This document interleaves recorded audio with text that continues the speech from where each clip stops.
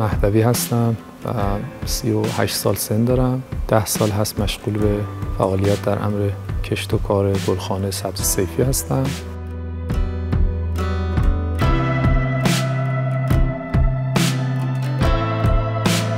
کار گلخونه یکی از فعالیت‌های حوزه کشاورزی هست که به شدت با کشاورزی سنتی متفاوت هست و ابعادی که الان توی نظام مهندسی کشاورزی مورد تایید هست برای کشت و کارهای گلخانه‌ای حداقل 3500 متر رو در نظر می‌گیرن، حالا لااقل توی این استان.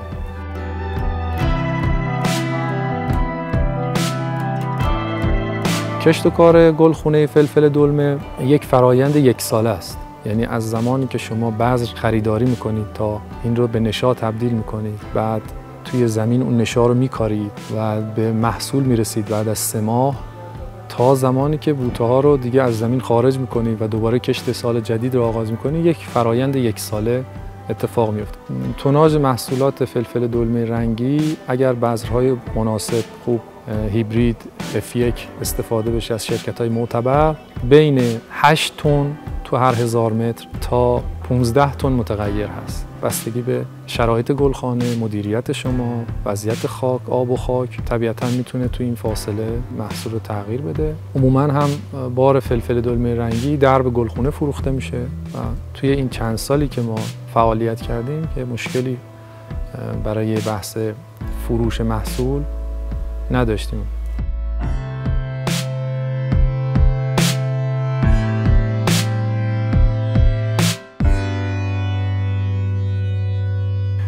فلفل دلمه رنگی خب چندین سال هست که با توجه به بازار هدفش که روسیه هست خواهان زیادی داره و چون بازار یک بازار صادراتی هست، هم ارزآوری به کشور انجام میشه، هم این که شما به دلار در حقیقت بار میفروشید و به ریال هزینه میکنید. این هم یه مزیت هست. ضمن اینکه یه بخشی از این مغروم به صرفه بودن هم به علت منابع ارزانی هست که تو کشور ما هست. منابع گاز ارزان، نیروی کارگری ارزان، اینها نکاتی است که بالاخره روی قیمت تمام شده تولید تأثیر خواهد گذاشت و این باعث میشه که محصولاتی که پایی به صادرات داشته باشن طبیعتاً مغروم به صرفه باشن.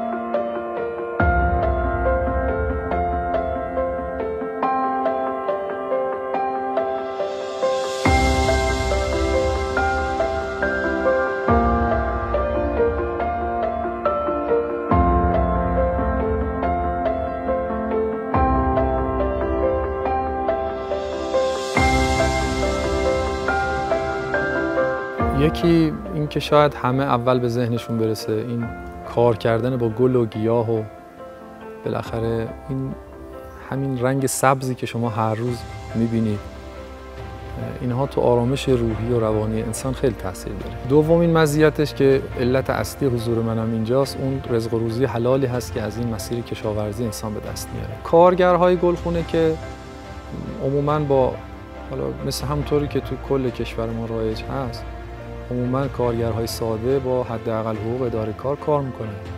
اما خب کارگرها وقتی چند سال تجربه پیدا میکنند و قوی میشن، عموماً اینجوریه که تا 2 برابر حقوق اداره کار هم بهشون پرداخت میشه.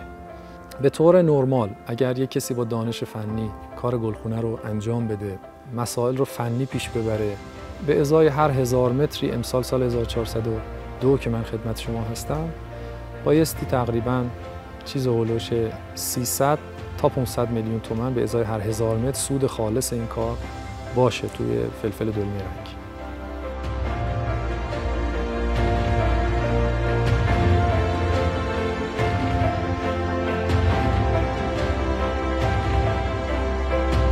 آخرین تجربه‌ای که خب خیلی هم به ما ضربه زد سال گذشته بود که صادرات به روسیه تعطیل شد به خاطر حالا بحث مسائل سیاسی و همین تعطیل شدن صادرات باعث شد قیمت فلفل دلمه‌ای به 1/10 قیمت واقعی خودش برسه، تنزل پیدا کنه و این به خیلی از گلخونه‌دارها ضررهای سنگینی وارد کرد. ولی خب یه مسئله رو یکی از کارگرای خود من به من یاد داد. گفت که آقای مهندس میدونید چرا یه درخت اینقدر تنومند و بزرگه؟ گفتم چرا؟ گفت چون سر جاش وایساده. یعنی این همیشه آویزه گوش منه. اگر انسان بخواد توی یک حرفه‌ای، حالا تو هر کسب و کاری موفق باشه، بایستی مقاومت داشته باشه توی اون کسب و کار، ضررهاش رو به جون بخره، یعنی شادی و غمش رو با هم ببینه. درباره عایده شغلی این راسته که خب طبیعتاً با توجه به کمبود منابع آبی تو کشور که حالا خصوصاً سیستان بلوچستان هم طبیعتاً مستثنا نیست و شاید حادتر هم باشه این مسئله توی اون استان، مطمئناً اقتضا میکنه بحث گلخانه و مباحث گلخانه‌ای. مطمئناً عزیزانی که توی این دوره‌های اشتغال در گلخانه و این مدرسه اشتغال بتونن شرکت بکنن، مهارت خودشون رو افزایش بدن و جز پیشگامان این عرصه باشن، طبیعتاً کسانی که زودتر ورود میکنن تو این عرصه با توجه به اینکه آینده هم از آن گلخانه هاست خیلی میتونن موفق باشن. طبیعتاً آینده بسیار روشنی رو میشه متصور شد